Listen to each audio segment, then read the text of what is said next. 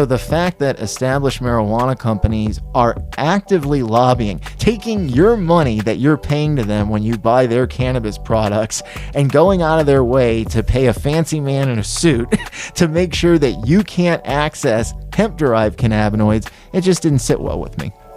Can I travel with it?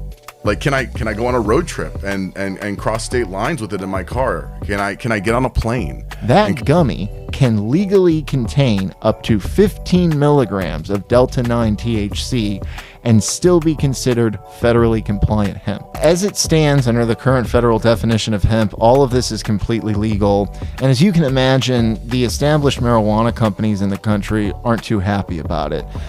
THCA is absolutely psychoactive. It is, however, non-psychotropic. So when people are thinking about legality and illegality, we're not talking about criminality. We're talking about, is it compliant? And we're talking about maybe fines or stop sale orders, right? As opposed to these people are criminals and they're worried about going to jail for this. It's basically, if you fix the label, you're okay. Yeah, right. So if I was somebody who went and lawfully bought THCA flower from, a smoke shop, a gas station, what have you, and I got pulled over by the police, that will have converted from THCA into Delta-9 THC, and the user that has chosen to inhale that combusted material will experience the effects of Delta-9 THC.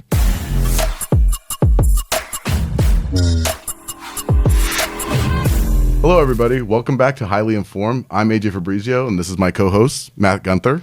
Yeah, everyone, my name's Matt, and I'm the owner of Chemical.legal, and AJ and I are here today to hopefully clarify some of the misinformation surrounding the hemp industry. And AJ and I, we work in the industry. We talk to the people in the industry all the time, but we get frustrated because we don't spend a lot of time talking to the consumer. And it's the consumer that we're here to do this for. We are here for the consumer. So I have a couple questions for you, Matt. With your background and your extensive expertise, I know that there are a lot of pressing questions around this subject. Yep.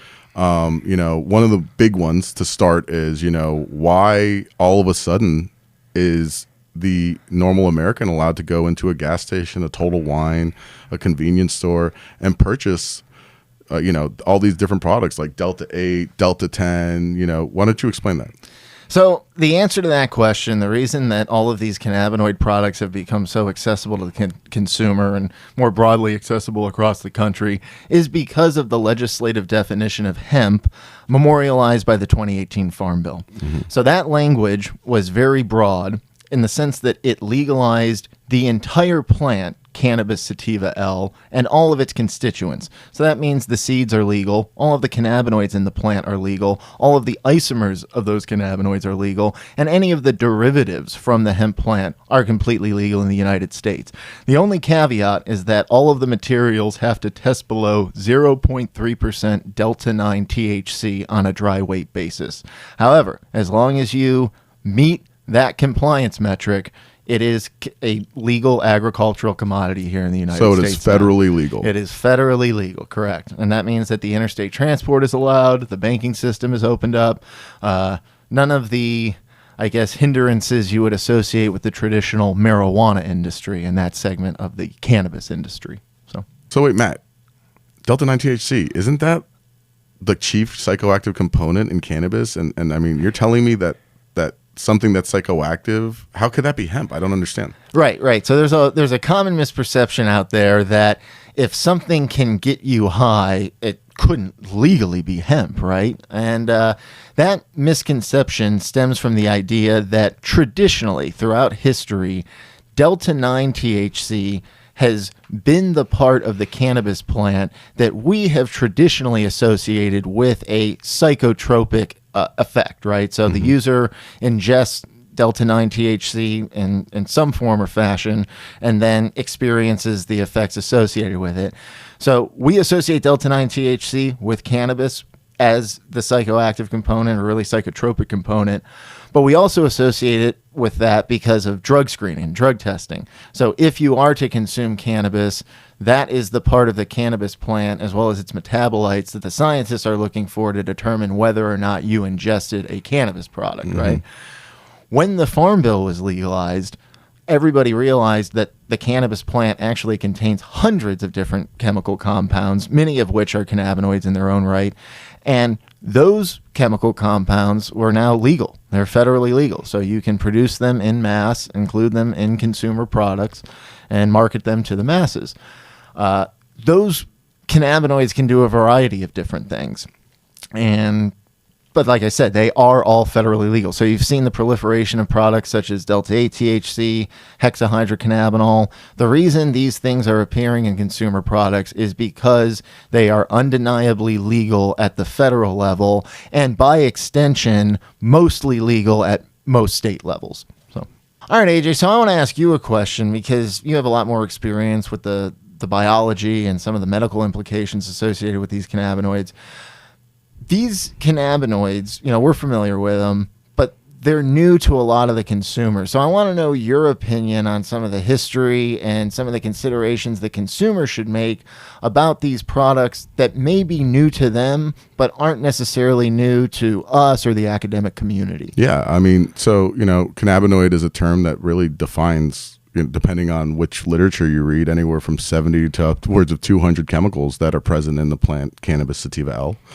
The buzzwords are CBD and THC, but now due to the new Farm Bill back in 2018, you have this explosion of these consumerism around these other products, right? These other cannabinoids, Delta-8, the HHC, CBG, CBN. Yep. What the consumer needs to know is that there has been extensive research done, and a lot of it is toxicity research.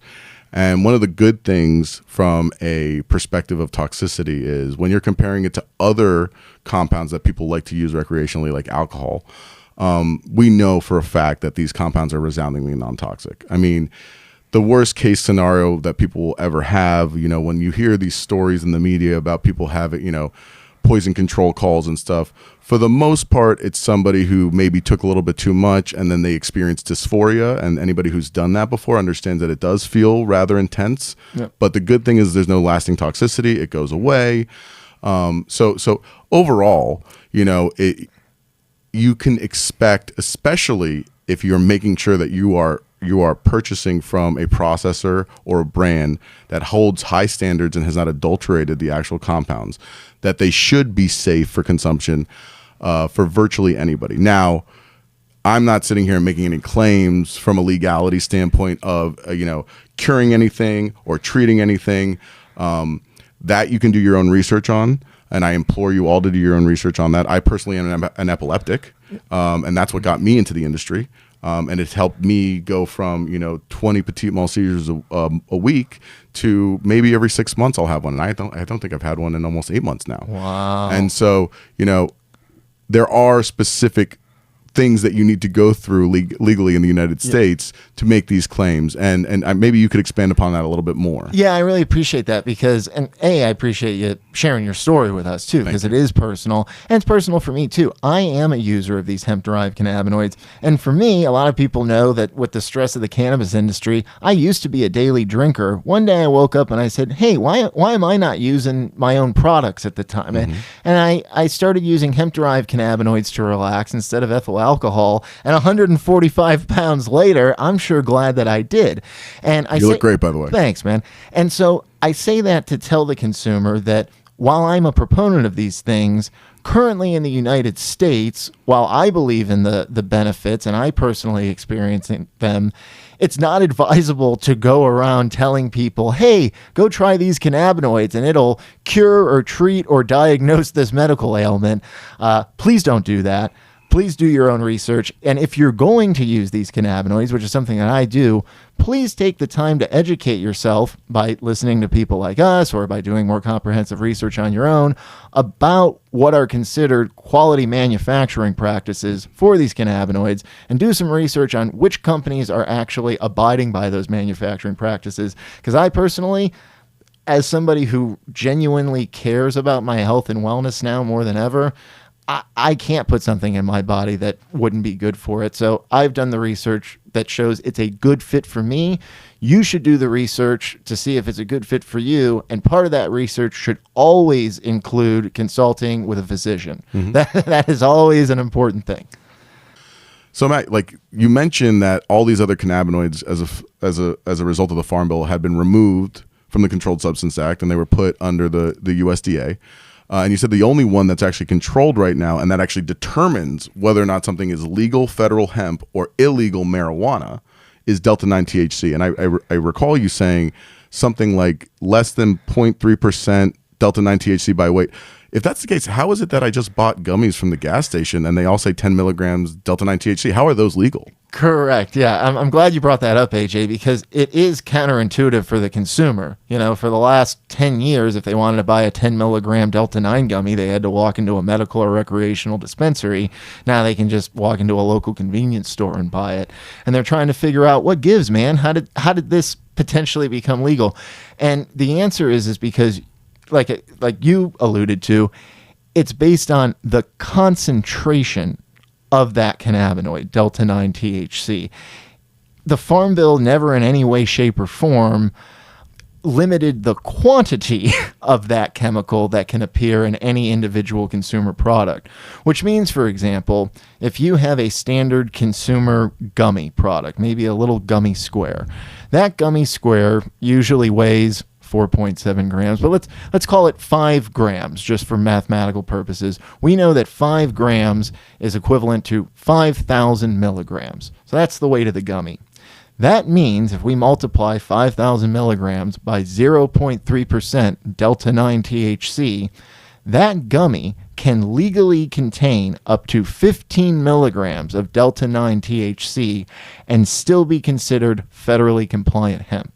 You know what that sounds like to me? That kind of reminds me of like the kombucha drinks, because kombucha itself has up to 2 or 3% alcohol in it, but you can buy it over the counter and you can buy it less than 21 years old.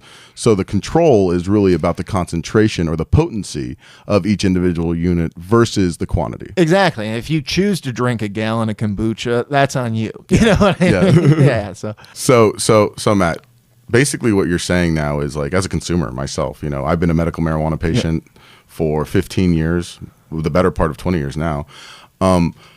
You're saying to me that I no longer have to go through the process of getting my medical card, going to a medical dispensary or a recreational dispensary to get access to these cannabinoids. And, you know, the extra cost associated with the taxes associated with it. I can just go to, you know, any legal establishment, gas station, drugstore if they carry it, you know, and just purchase these, and that's considered lawful under the federal government's eyes? Yeah, as it stands under the current federal definition of hemp, all of this is completely legal. And as you can imagine, the established marijuana companies in the country aren't too happy about it. I understand their position. So people need to understand, over a decade ago, there was virtually no access to cannabis in this country, and that was wrong. And a lot of the people that are currently in established marijuana over a decade ago made some pretty extreme personal sacrifices to try to bring any form of access to the cannabis plant to the consumers that desperately needed the relief associated with it, right? And they did a great job. They made some sacrifices and some deals along the way that resulted in the state level medical dispensary models that we know in places like California and Colorado. And some of those eventually evolved into recreational dispensaries. But none of this would have happened without their hard work, right? Mm-hmm. Fast forward to 2018, the Farm Bill language passes, and basically overnight, these established marijuana actors, the heroes of the industry, all of a sudden can't compete with people that are in hemp, because the federal definition of hemp allows those companies to cross state lines. They have full access to the banking system. There are just hindrances that exist in marijuana that no longer existed in this federally legal hemp. As a result, something very, very sad has occurred. And some of the actors in this established marijuana community have actually been attacking the hemp community. And it's kind of interesting because what has occurred is the same people that over 10 years ago were fighting to decriminalize cannabis and decriminalize the use or possession of the plant are now fighting to recriminalize hemp and these hemp-derived cannabinoids simply because they're hurting their bottom line. So you're saying to me that, like, when we use the words hemp and marijuana, those are actual legal definitions then? Correct. So if I'm following you, hemp is the only form of legal cannabis under the federal laws, and marijuana, by definition, is the illegal form of cannabis. That is absolutely correct. And what's been happening up until 2018 is that the federal government was looking the other way when states were passing medical marijuana or recreational marijuana laws. Right. But now, since 2018, we have an overarching federal access to the consumer that doesn't have any of the encumbrances or any of the issues associated with marijuana and big marijuana itself. Yes, and when done right, the economics of production lend themselves to supporting the hemp industry because you're able to get a genuinely higher quality product for a lower input cost. And that's something that, just in terms of business and the longevity of the business, the economics of production are very difficult to ignore. So then that makes a lot of sense because, you know, obviously we know that in a lot of these states there was a tax associated with being able to operate these. Correct. But in addition, like you just said, it makes sense that if farmers could grow it on a larger scale, you're commoditizing something. Yes. And then obviously that works out better for the consumer. You get a better bang for your buck, if you will. Correct. Okay.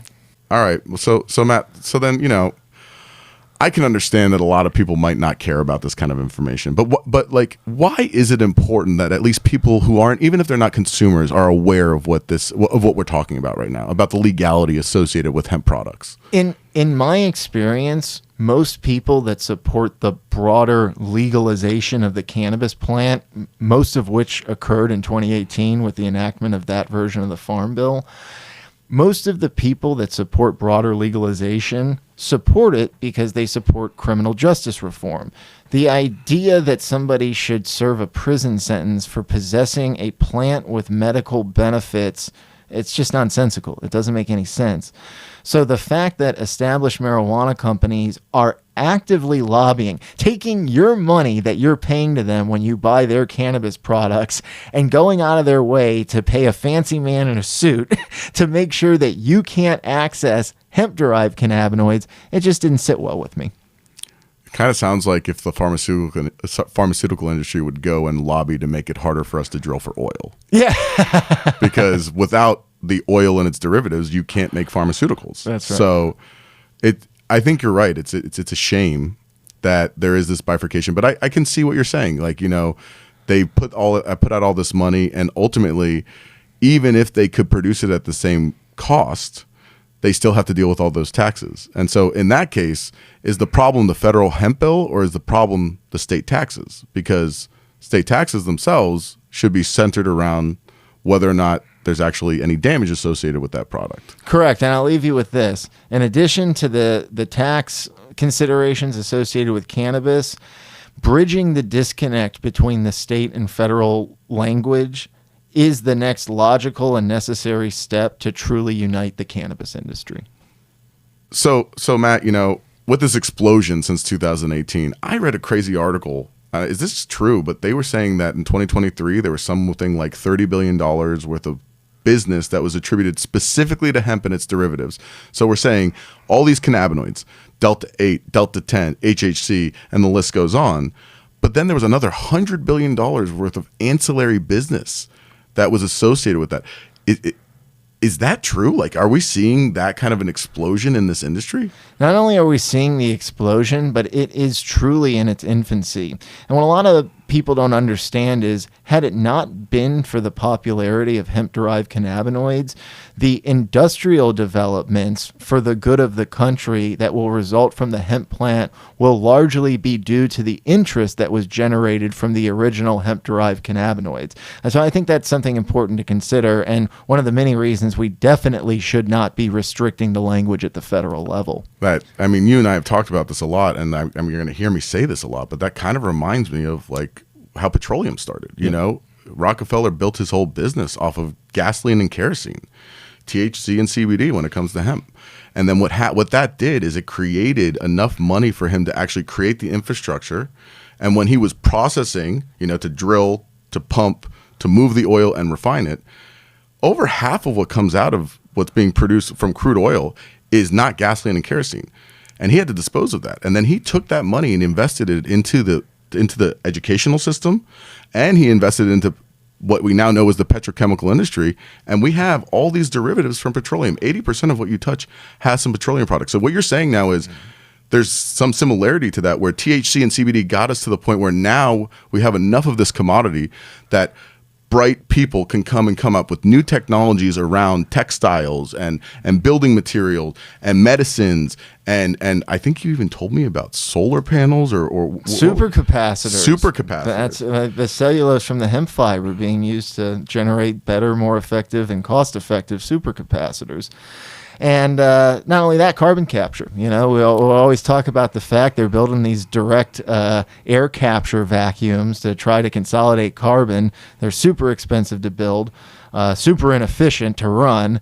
And at the end of the day, you could be growing hemp and removing even more carbon from the atmosphere for a lot less money. So I don't know, maybe someday a couple enterprising young entrepreneurs will start a company to try to take advantage of some of this stuff. Who knows? And it sounds like if you put the actual hemp or product into a building material or a shirt, you're actually sequestering that carbon. That would be the case. So Matt, I mean, like, getting back to what you were saying about like this rift that occurred between, hemp and medical and recreational, or certain actors, because we know not everybody, right, is advocating for restriction of hemp products. How did this occur? Like, what can we expect from this? How did this occur in the industry of tolerance and understanding, right? We're all going to help each other. Here's how it happened. The legislative definition of hemp has not changed over the last 6 years. However, the legislative interpretations of that exact same language have continually evolved with time. I say that to tell you this. 6 years ago, when even the broader marijuana community was supporting the language of the Farm Bill, not a single person thought about high THCA hemp flower and what kind of impact that would have on the consumer and the business owners in cannabis if and when that legalized agricultural commodity was made available for sale to the broader consumer. And that and the emergence of THCA is why I feel we saw the rift develop as severely as it did, as quickly as it did. I couldn't agree with you more about what's causing this rift right now. And you touched on probably the main cannabinoid of interest that's driving the industry right now, which is called tetrahydrocannabinolic acid, THCA. Correct. But you also mentioned that Delta-9 THC is the controlled substance. Could you explain to people what those two chemicals have association with each other and how it affects the industry overall? Absolutely. So Delta-9 THC is a tetrahydrocannabinol. That's what THC stands for, tetrahydrocannabinol. There's more than one type of tetrahydrocannabinol, so we also have Delta-8 THC, Delta-10 THC. THCA, on the other hand, is tetrahydrocannabinolic acid. THCA is a cannabinoid produced by the cannabis plant. Delta-9 THC, believe it or not, is not actually produced by the plant. Instead, tetrahydrocannabinolic acid, upon exposure to light, heat, and or oxygen over time, will decarboxylate that THCA into Delta-9 THC. So in a way, you're saying it's actually a degraded version of THCA. It's not; they are not the same chemical. Right. The same way that if you took a bunch of lettuce and put it out in a field for 3 weeks, its chemical composition would be altered. It goes through a degradatory process associated with spoilage. Hemp, when it spoils, is essentially THCA decarboxylating into the non-compliant and controlled Delta-9 THC. So for the layman, you're saying that if the plant is fresh enough and has the right chemical components, that the plant itself never produces on its own the actual controlled substance, which is the Delta-9 THC. Correct. It only produces THCA that under specific circumstances can then be converted into Delta-9 THC. Correct. Okay. So then, okay, I thank you for explaining that distinction of, THCA and Delta 9 THC, because, that it's a very intimidating subject, you don't, and if you're a little worried, you don't want to take the chance. But let me ask you this. Since everything seems to be centered around controlling psychoactive components, is THCA psychoactive? So that's a complicated question, but I can sufficiently answer it. So first we got to go over some terminology. THCA is absolutely psychoactive. It is, however, non-psychotropic. So here's what that means. If you were to orally ingest non-decarboxylated THCA, you may feel different. It will impact the mental processes of your body, the structure and function of your body, right? However, the impacts on those mental processes are not something that will alter your perception of reality. So CBD, for example, if you are anxious and then you take CBD and you're not anxious, it's because it had a psychoactive effect. However, that doesn't mean that you're high from it. Mm-hmm. So in short, THCA, if you just orally ingest it and it's non-decarboxylated, you might feel something, but you're definitely not going to feel high. So compared to Delta 9 THC. Compared to Delta 9 THC, which is psychotropic. Now, I say that to tell you, and there is a big however in all this, that as previously stated, tetrahydrocannabinolic acid, this completely legal agricultural commodity as hemp, defined by 16390, THCA, if you take this, or if you take hemp flower containing high concentrations of it, and you place it in a smoking vessel, and you apply heat to that smoking vessel, so much so that it combusts, and you inhale that combusted material, that will have converted from THCA into Delta 9 THC, and the user that has chosen to inhale that combusted material will experience the effects of Delta 9 THC. They will also test positive for Delta 9 THC if and when they are screened on a drug test. So what you're saying to me is, although we have two different definitions legally, from the eyes of biology or chemistry and biochemistry, they are identical.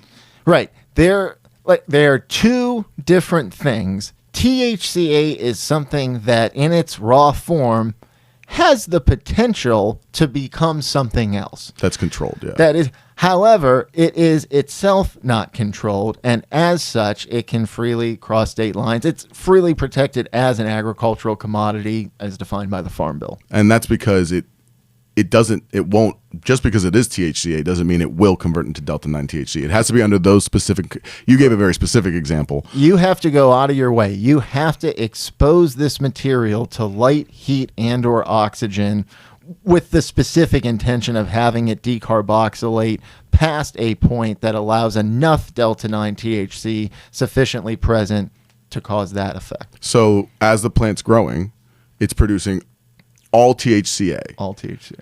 Once the plant is then cut down and left out, over time, it can, under certain circumstances, convert from THCA to Delta 9 THC. Correct. So in a way, it's almost like you said earlier, spoilage, like when we think about food. And so the government has set a limit to what they deem appropriate for that spoilage. Correct. Past 0.3% is the compliance metric for, hey, this is, still a compliant legal agricultural commodity. Between 0.3 and 1% does not make it illegal. It makes it non-compliant hemp.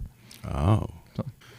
And so, AJ, now that we've discussed, the legality, some of the chemistry, the economics around it, you are the go-to guy for biology and medicine. So I'm kind of curious about your opinions and your knowledge base regarding the potential health benefits of THCA. Well, that's very nice of you. But I would say that, one of the things that really drove this forward and made CBD, THC, THCA compounds of interest was specifically the effect it has on neurology. I myself am an epileptic, and I have very, very effectively been able to treat. I'm a terrible patient, but I've been able to very effectively treat my epilepsy by using cannabinoid compounds. I have never had to use any traditional pharmaceuticals that have their own that have their own pitfalls, depending on it, but they work for a lot of people. And so, one of the most profound things, and we could have an hour and a half podcast just talking about the different systems that the body is that cannabinoids affect, but specifically, they have a very strong effect on neurology, on inflammation, as well as hyperexcitability of neurons. So that's what when we hear the term hyperexcitability of neurons, that's typically what causes what we consider seizures and epilepsy. That alone, because there are so few effective tools for those disorders, has really spurred and pushed forward the access and the knowledge basis around these cannabinoids. Awesome. We've talked about all these different legal status and whatnot. Like, for the consumer, how do they know if it's legal? I mean, not just federally, but in their state. Right. So that's the $1 million question, right, for everybody in the industry. Is THCA legal in my state? And that is probably the most complicated question I could be asked regarding the hemp industry right now. So I'll do my best to dissect it as concisely as possible. So the first thing I want to say is this. THCA, tetrahydrocannabinolic acid, is absolutely legal at the federal level. It is federally protected as both a cannabinoid and an acid found in the plant Cannabis sativa L. So the question of legality at the federal level, is THCA legally considered hemp? Yes, it is unequivocally considered hemp at the federal level. There is no question about that.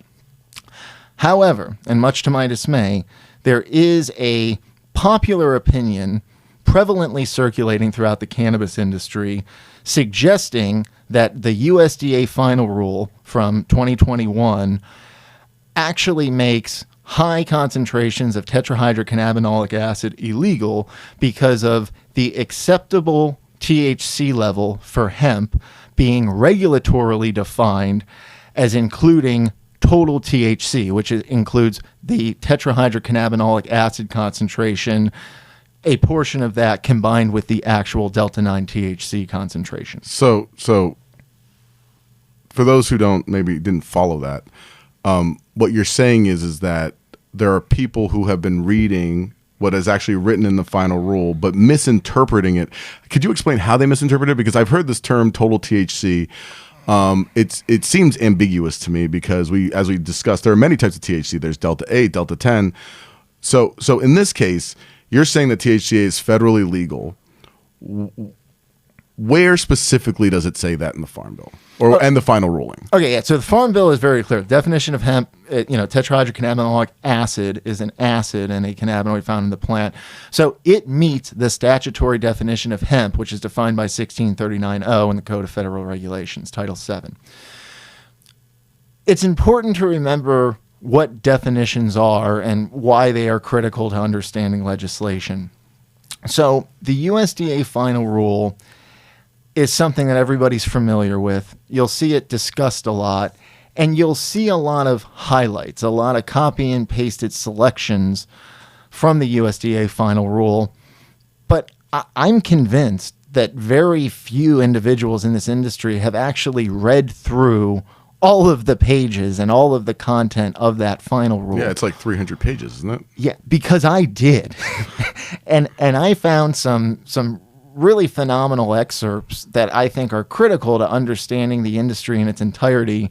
And there's one thing that repeatedly occurs throughout the USDA final rule, and it's the USDA repeatedly stating they do not have authority to alter the statutory definition of hemp. So people need to understand the statutory definition of hemp protects THCA because tetrahydrocannabinolic acid is an acid and a cannabinoid found in the plant Cannabis sativa L. So THCA is federally protected. The USDA, in attempting to assign THCA concentration a place as part of the compliance metric for hemp in the United States, by including THCA in their regulatory compliance metric, they actually violated not only the legislative intent, but also the legislative definition of hemp, basically attempted to redefine an already established legislative definition as defined by Congress. Do they have the authority to do that? Or no, and that's the biggest thing, is they've been running around telling everybody, hey, if you're growing hemp in the United States, we're going to test it prior to harvest when it's in the ground to make sure that it's total THC, so it's concentration of Delta-9 THC, which the plant doesn't make, plus 87.7% of its tetrahydrocannabinolic acid concentration. If that combined value exceeds 0.3% Delta-9 total THC, then that product is no longer compliant hemp. The USDA is the one that said we have authority to do this. They've been publicly announcing that, so much so that they go around to the growers and say, hey, this field is non-compliant and you got to destroy it. However, publicly but quietly throughout the USDA final rule, they repeatedly state, while we're gonna tell everybody this, we know we don't have the authority to alter the statutory definition of hemp. Our regulatory definition cannot be more strict than the current legislative definition of hemp.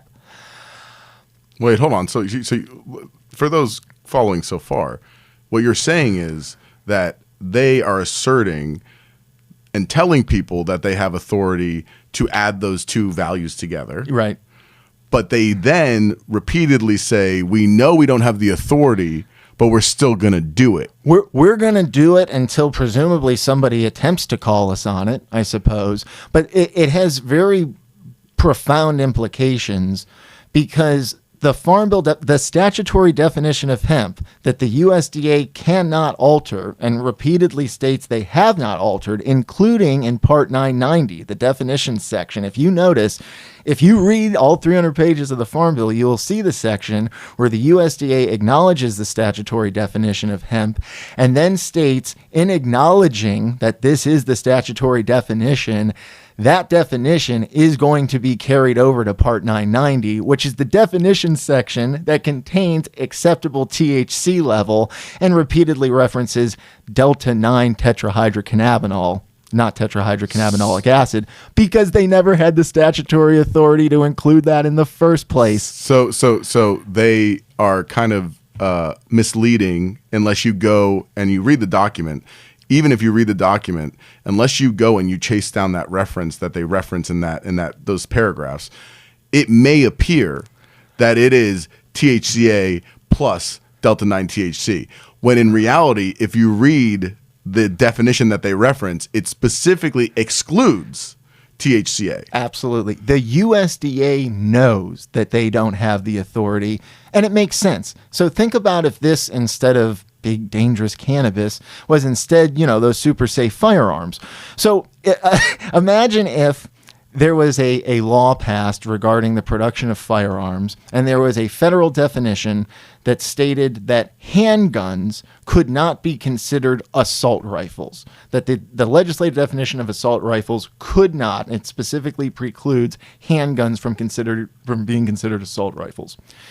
If then that same piece of legislation directed the ATF to write rules and regulations about firearms in the United States, and in those rules and regulations, the ATF decided to include handguns as part of their definition for assault rifles, and then try to subsequently enforce that newly established definition, that would be unconstitutional. And the NRA would be right. Yeah, everybody would be up in arms, because everybody knows that a regulatory authority does not have the authority to alter a legislative definition. So for people who don't know, the I guess regulatory is defined by the legislative. Right. And so legislative, they cannot overstep what the legislative authority is. Correct. And there's this famous Supreme Court case referred to as Chevron, and it has to do with the idea that the Supreme Court ruled, pending that ruling being overturned, that absent a legislative definition, a regulatory authority can define a term to mean a certain thing because there is no legislative definition, right? So that is, if you ever hear people refer to Chevron, that is the ruling, the idea. And a lot of people are up in arms about it. They think that it's unconstitutional for a regulatory authority to write any definition. Because it wasn't passed through the legislative process. It's Congress some group of people just arbitrarily, or not arbitrarily, but choosing for themselves. Exactly. So that's the idea. That's why there's still legal professionals that are like, we don't like the Chevron ruling. I understand that. Okay. One way or another, I'm not going to weigh in on that because in this instance, Chevron does not apply because there is no absent legal definition here. I mean, the federal government, explicit. It was very clear about hemp is this, and included in that definition is tetrahydrocannabinolic acid.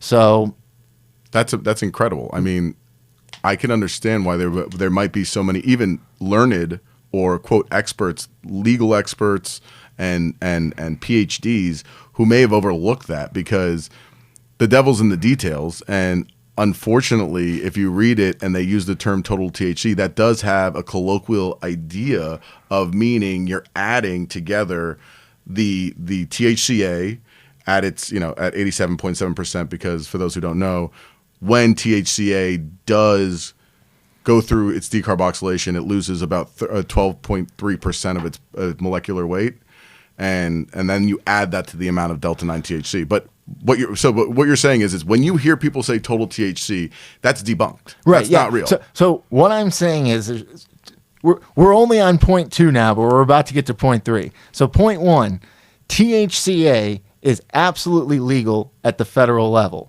Point number 2, there is some confusion with even established professionals, cannabis professionals, misinterpreting the USDA's regulatory authority and misinterpreting the statements made throughout the 2021 final rule for hemp, right?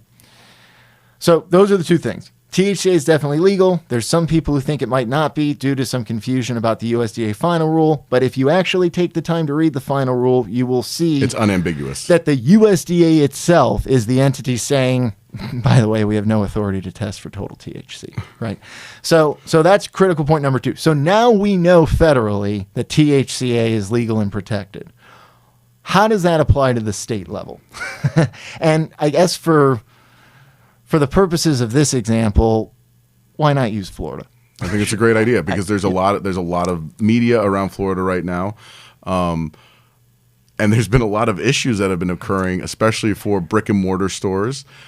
Maybe you could dive. Yeah, why don't we dive a little bit into that? Okay, so in understanding that there is a legislative process and then a regulatory process, what happened in 2018, after the Farm Bill was legalized, is many states, including Florida, began altering their legislative definitions to match the federal definition of hemp. So Florida basically mirrored the federal definition of hemp legislatively, which gave it... I remember those meetings. I was a part of the hemp advisory board, yeah. Yeah, thanks for that, AJ.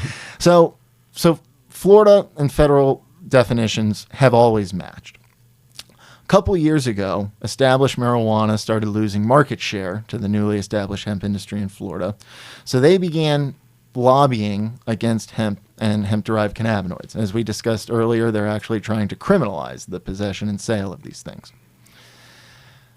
So there ended up being this big question of, is THCA legal in Florida? And I haven't... Because we know it's unequivocally legal federally. We know it's legal federally, and we know the state of Florida mirrors the federal definition. Right. But Florida's regulatory arm, FDACS, the Florida Department of Agriculture and Consumer Services, wrote laws when they were becoming and attempting to become federally compliant and match the federal language. They wrote regulations that made Florida a quote-unquote total THC state, but those regulations only applied to the production of hemp in the state of Florida. So the state of Florida had the authority in their mind, which we can now question, but at the time felt they had the authority to apply total THC as a compliance metric for plants growing in the ground in the state of Florida. Interesting. Right. Now, there wasn't that much hemp being grown in the state of Florida, so that wasn't too much of an issue. Yeah. Where it did become an issue is the idea that Florida statute is specifically dedicated to hemp production. It really has no bearing on consumer products. Processing, what we retail call sales. downstream products. Got it. So hemp products that maybe were produced in another state and meet the federal definition of hemp and also meet Florida's legislative definition of hemp, but did not meet Florida's regulatory definition of hemp, which included total THC as a metric for production of hemp. So what happened, this is some confusion. FDACS misinterpreted their authority. FDACS thought that they could apply the total THC production metric to downstream hemp products in Florida. So beginning 2 years ago, they started doing these raids that resulted in stop sale orders. So they would tell brick and mortar stores selling THCA products, hey, you got to sequester the product over here, put some sticker on it, and you can't sell it to anybody because we consider this product non-compliant in the state of Florida. And a lot of these retailers, not understanding the differences between the regulatory and the legislative processes, said, you can't tell me what to do. This is America. I have rights. And THCA is legal. And obviously, this has been going on for 2 years, fights between these people in the state. And it's ramped up, actually, as a result of, I would say, in the last 6 months. And there's a lot of misinformation. So I want to be clear about THCA in Florida. And this is the law in Florida. If you're a brick and mortar selling products in the state of Florida, you are licensed by the state of Florida. If you're possessing or selling THCA as an individual in the state of Florida, there's nobody that can arrest you for anything. Possession and sale of THCA in Florida is not a criminal offense. It is, in fact, it's legislatively protected. That's not a question. So no, these brick and mortars, worried about, is someone going to prosecute me? Potentially, but it'll be an unconstitutional prosecution, and hopefully somebody will come to your rescue. Mm-hmm. The problem is that if you're a business owner, while nobody can arrest you for selling these products, the state of Florida very much has the authority to remove your business license or just not renew your business license for failure to comply with their regulatory procedures. Which oversteps. So in comparison to the federal law, so for somebody like myself who isn't legally minded like yours, using the example of federal law where they specifically defined and said that regulatory cannot infringe upon the legal definition, that did not occur in Florida. Right. So what ended up happening in Florida is there is just a regulatory arm controlling licensure. So they can disrupt your business, but you can't be arrested for it. Yeah, right. They can't arrest you for selling THCA, but they can very much harass you or make it difficult to impossible for you to conduct business in the state of Florida simply because you're not following their rules and regulations. So in a weird way, you would see in these conversations people talking about THCA being a loophole, but in reality, the regulatory body, and it's not all of FDACS, right? It's only happening in specific areas, but the regulatory body is using a loophole, even though it was legislatively intended to have it be lawful. They're saying, well, because of this caveat that we determined, you can't sell it, but we don't have the authority to arrest you. But aren't they having cops come in and stuff like that too? Well, what's funny about that is while they're upset about the regulatory violations, many of the producers, manufacturers, and distributors in the state of Florida, if you look at these products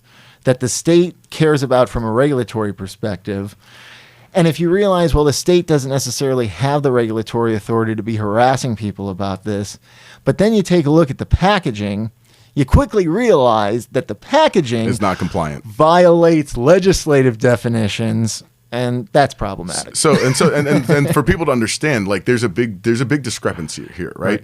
We're not saying that the product itself is illegal. It's how it's being presented. And Florida itself, for those who don't know, took a very strong stance, and they adopted what's called the 6-point labeling system, which, we could sit and we could quibble over what is necessary and what's not necessary to put on a label. But because they wanted to have as much tracking associated with it as possible and the most information for the consumer, really, at the end of the day. The consumer has access through the 6-point labeling system to everything they'd ever need to know or want to know about that product that's in there.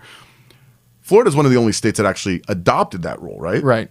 So it's not, so when people are thinking about legality and illegality, we're not talking about criminality. We're talking about, is it compliant?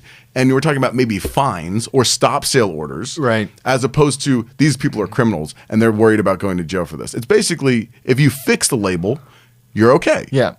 Oh, well, that's very different than the way it's being painted in the media. And I know there are a lot of brick and mortars that are very worried because they feel like they understand. They have their lawyers who did the analysis, and they're kind of throwing their hands up in the air, not knowing what to do. And that's why I wanted to have this conversation with you today, AJ. And I appreciate you taking the time to talk to me, because to go back over, to get back to where we are and bring this back around full circle, the question was, Matt, is THCA legal in my state? So to develop where we've gotten to now, THCA is federally legal as a cannabinoid and acid found in the plant Cannabis sativa L. The USDA included a regulatory definition that it had no authority to create or enforce to begin with. So any idea that total... Which they acknowledge themselves. Which they themselves acknowledge. So the misconception that total THC is a compliance metric in the United States for hemp is exactly that, a misconception. I feel like you could make an argument that total THC is ambiguous anyway. But go on. Exactly. So then we get to the third point, which at the state level, in states like Florida, for example, there is a difference between the legislative language and the regulatory language. That means that while you may be conducting an activity that cannot result in your arrest, that same activity can be disrupted. Very well can disrupt your business practices. And there's much evidence to suggest that while every case is different, Florida or the state, if you're in another state, may very well be operating within their authority. Not always, though, because like I said, every case is different. Well, and because of that, you have, like we said, we have not uniform enforcement of that regulatory body or the action itself, but for the consumer. What does that mean for the consumer? If I wanted to purchase this and I was worried about going to a store or something like that, do I have to worry as a citizen of Florida possessing THCA or ordering it or using THC or consuming it? The only risk you take as a consumer is by sourcing product from somebody who isn't professional or somebody that may have negligently violated the Farm Bill by allowing their product to exceed the compliance metric of 0.3% Delta-9 tetrahydrocannabinol. As long as you are below that legal limit, and as a consumer sourcing product from quality suppliers, you have nothing to worry about. That's incredible. And obviously we touched on the safety as well. Like, correct. As long as you know that it's not being adulterated as well. Absolutely. Thank you for clarifying that. And I know it's really, it's a lot to digest, but just to summarize, from the federal level, as a citizen, an individual citizen, as a consumer, not as a person of sale who sells it, not as a business, not as a producer, I am legally allowed to possess, purchase, and consume THCA and other cannabinoids. Correct. As long as they meet the statutory definition of hemp, which is less than 0.3% Delta-9 THC. Right.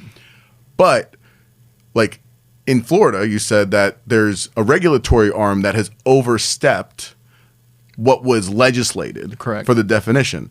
So as a consumer, is it safer for me to go to a storefront, or is it better for me to buy online?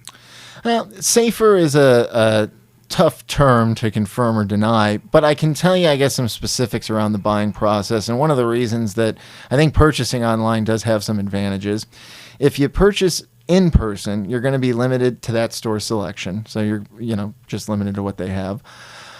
You're also then, while these are all legal products, this is brand new to law enforcement as well. Mm-hmm. So even the ride home is one more opportunity to be pulled over with a legal and compliant product, and something that hopefully you've selected a product with a QR code that scans to the COA that proves that it's a compliant product. But, it's just one more risk for something to go on. Honestly, it's a risk of getting into a car accident, hemp and compliance aside. So there is a opportunity to just go online, do more research, have a broader selection, and be able to source the product of your choosing from a reputable manufacturer and have it shipped straight to your door, knowing that, God forbid, it's intercepted along the way. It's all federally legal, and the carriers shipping this across the country are all very familiar with it. They know you're not a criminal trying to do anything wrong. Hold on a second. Like, that was going to be my next question. So you're like, I would assume that a lot of consumers are like, okay, if I buy it online, shouldn't I be worried about putting my address in and being shipped to my address? What you're saying is, because it's federally legal, are you saying they use the U.S. Postal Service, the Federal Postal Service, versus private like UPS and FedEx? That is a preferred method because it is a federally legal agricultural commodity. So no individual should ever be concerned about putting in their information and having it shipped to their door. It should be just like ordering from Amazon for them. Yeah, if you're comfortable ordering any other consumer product to your house, you should feel similarly comfortable with hemp. And I mean, we work with a lot of people who do this, and it seems to me that it's actually even more difficult to be able to sell online because in order to be able to get credit card processing, you have to jump through hoops that are, I mean, much more arduous than owning a smoke shop. And I'm not saying anything about negative about smoke shops or gas stations, but if you're a consumer and you're worried about what is most compliant, would you say that you can assume that if you're paying with a credit card online, they, through their own credit card processing due diligence, correct, is more restrictive? In my professional opinion, yes. Based on my interactions with financial institutions, the companies that are operating online are doing so because they've taken the time to do it correctly. That's interesting. Thank you. Thank you for letting us know that. Yeah. So Matt, I really appreciate you like diving into this deep. It is, I mean, it is really difficult to get into, and it takes a special kind of mind to want to do this and to understand it to the capacity that you do. And I think one of the final questions that consumers are probably most interested in, like, okay, I understand, I believe, and I see the statutes and all of that, but unfortunately sometimes in a perfect world, it's not a perfect world. Sometimes things happen. Right. So if I was somebody who went and lawfully bought THCA flower from, a smoke shop, a gas station, what have you, and I got pulled over by the police, what sort of things could I expect? And are there any things that I can do ahead of time based off of buying the product or what I'm looking for to make sure that I minimize any friction or maybe any inconveniences that can come from that? Absolutely, yeah. So the first thing I'll tell you is, thankfully, 6 years after the passing of the Farm Bill, law enforcement has done a very good job of becoming more and more aware of this. It's not perfect, but compared to 6 years ago, it's a lot easier working with law enforcement than it would have been 6 years ago. With that being said, there's a couple of things you always want to do. If and when you buy something from a retail store, you want to keep the packaging, because if you keep the packaging, it has a QR code on it. It should have a QR code that will easily scan. So you can say, "Hi, officer. Yeah, I have a hemp product. It's completely legal. Take a look for yourself. Scan the QR code and you'll see," right? The one thing I would say is, if you're the kind of person that throws away packaging, which, I do that too all the time, right? It's probably advantageous that you have hemp as opposed to marijuana, because as long as that product, even if it's taken in, if the stop goes terribly, and let's say that you're detained, and let's say the product is taken in and sent in for testing, as long as the product is compliant, there's no problem. So you're saying, like, I know here in Florida specifically, the medical marijuana laws require that you maintain the package, right? Correct. So if a police officer wanted to sufficiently give you a hard time, right, they could, if you had loose flower in your car or somewhere or in your pocket, they could detain you if they wanted. Right. But in that case, you're saying you get more protection under the federal definition of hemp than you would under medical marijuana, because medical marijuana specifically says it becomes a violation if you don't keep it, whereas under the Farm Bill, it says if it tests. Right, yeah. It is strictly a compliance metric associated with a numerical component, not a licensure component. That's interesting. I mean, that's really fascinating. Yeah. Let me ask you this. As a consumer, you've explained, what I need to know, what's safe, what's legal, how to get access to it in the safest way. Can I travel with it? Like, can I go on a road trip and cross state lines with it in my car? Can I get on a plane, and can I fly to, San Diego with it. Thanks to Congress, yes. So Congress specifically carved out language in that farm bill. It's section 10114. And that prevents states from passing any laws that would interfere with the interstate transport of hemp as legally defined. So my THC. So if I go to a compliant store or online store, which all online stores have to be compliant, otherwise they can't get credit card processing. Buy a product that is correctly labeled with COAs that I can then easily see. I can then travel freely as if it was carrots. Very simple checklist. 1, is this hemp? 2, can I prove it? 3, let's pack and go. I like that. So AJ, we've been at this for a while, and if you're a consumer, you're probably wondering, how do I access high quality products from the internet? What are the things that I should be looking for in a hemp manufacturer or retailer online? AJ, what do you think? So from my perspective, with my chemical background and working legislatively and regulatorily from all sides of cannabis, from hemp to medical to recreational, it's typically you look for what seems to be, a really built out process. Those who know and hold their products to the highest caliber are going to tell you about it on their website. They're going to explain to you what they do for their compliance. They're going to explain to you why you can or can't use a certain product and where you can and can't use it. They want to get you, they have a vested interest in you understanding, because you guys are on this team together. They want you and they want to continually have your business. And that means that they want to arm you with the best information that they can, with the best product that they can, so that you have the best experience that you can. And if you don't feel that when you look at their website and you feel like something's missing, don't worry. There's 400 other ones that you can go to on Google. You go to whatever you feel the most comfortable with. Me personally, I'm a hard person to please because I've worked in this. I've done extractions. I've worked from the top to the bottom, and I'm not the best consumer. I have to go and ask other people who are everyday consumers what they look for, because it's not what I look for. I'm not the typical guy when it comes to consumption, but I can tell you that the metrics that I go for when it comes to compliance should be the same metrics. It might not be the same products. It might not be the same strains. It might not be the same, edibles. But at the end of the day, you should be looking from a safety perspective, because I've made my career, you've made your career, and there are countless tens of thousands of other people in the United States who have made their careers on doing this the best way that they can, so much so that they're trying to lead the charge and make it work the first time, as opposed to waiting and having people have bad experiences. That is an incredible answer. And so I think probably what I learned from that more than anything is seek the companies that are leading by example. I think that's a much better way of saying it than I did. So Matt, I know that you've went into a lot of detail, and I know there's a lot more detail for those who would want. I implore them to reach out to you through your website.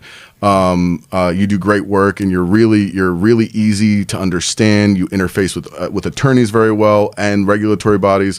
But for the average consumer who maybe didn't sit through this whole thing, if you could condense it into a few ideas, what do you think the most important things for somebody who's interested as a consumer, who's on the fence, or who is a consumer who may be concerned about their sourcing?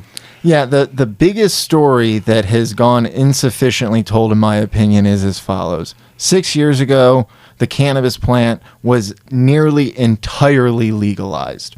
As a result, things like Delta-8, HHC, new cannabinoids are legal.